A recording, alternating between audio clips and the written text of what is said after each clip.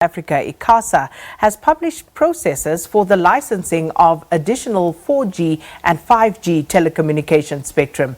The licensing of high-demand spectrum is said to be one of the critical components to facilitate digital growth and, of course, lower prices in the sector. And to explain some of this further to us is Dr Keabetswe Modimoeng, who is the acting chairperson of ICASA. Thanks so much for coming through this morning. Thank you. Thanks for the opportunity.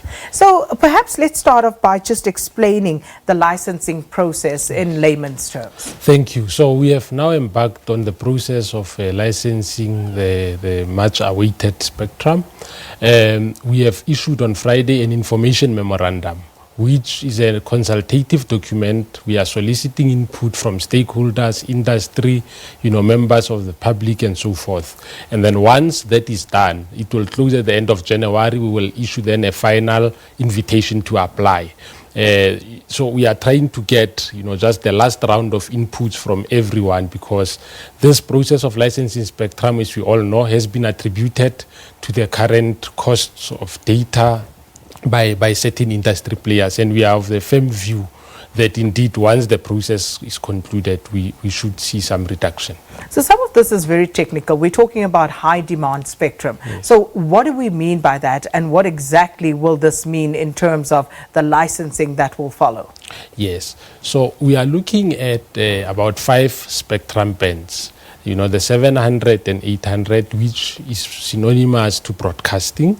And then we have got 2.3, 2.6 and 3.5. 3.5 has now been linked widely, even internationally, to 5G.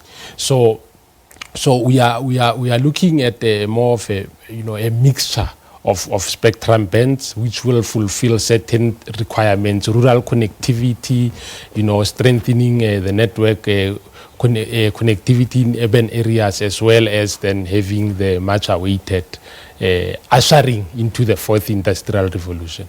Let's break it down a little further, just so that everybody understands what we're talking about. So when you say some of this spectrum is akin to broadcasting frequency, what does that mean? How does that change the broadcasting landscape? And also, as far as telecommunications goes, how is that likely to impact on that landscape? Yes, I think we would appreciate that as a country, over the years, we had embarked on a process of digital migration. The process has had some challenges that we all know about, some delays to that extent. And that talks to then the 700 and 800. We are of a firm view that by the time this licensing process concludes, we should be able to have at least migrated, so that we can free up that spectrum. It would be of better use in the mobile telecommunication space. Basically, it's more like the efficient use of spectrum. And then we are considering the 2.3, the 2.6 and 3.5. These ones are, high demand, as you have said, and they will enable industry to roll out the much needed broadband services. And of course, the critics have argued that because no licenses have been issued, spectrum licenses, in the last 14 years, this is in part what has contributed to the high data costs that we are experiencing as a country.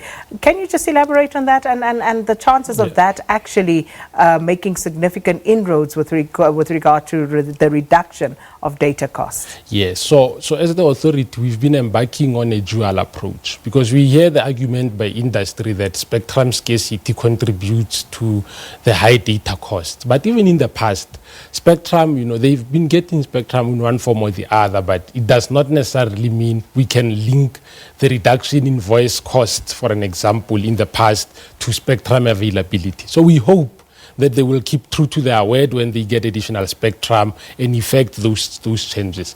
But on the other side, we have other regulatory processes, that we have embarked on. You would know the review of the end user regulations in the previous year, where data expiry is a thing of the past and so forth. So we are trying to employ various methods, because if we just attribute everything to spectrum scarcity, even when spectrum is released, we might now move into the next layer of of excuses, if I can use that word. So we are looking at it holistically as the regulator. So when can we look forward to seeing these licenses being issued?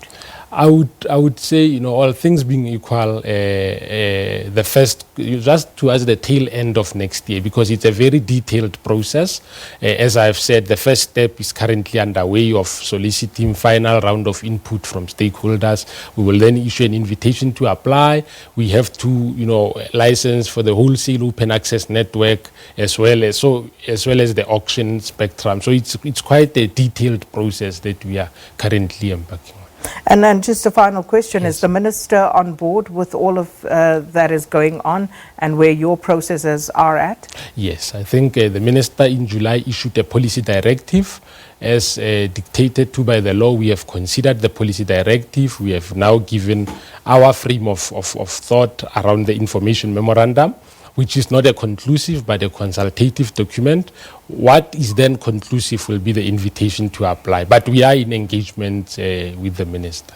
I tell you what, we would love to have you back at some point just to talk about the community licenses, community radio stations especially, and some of the problems that they are experiencing. But can we please park that and maybe come back to that at a later stage? Thank you. Thank you. Thank you so much to Dr Keabetswe Modimoeng, acting chairperson of ICASA, for explaining the licensing of additional 4G and 5G international mobile telecommunications spectrum. Let's take a break.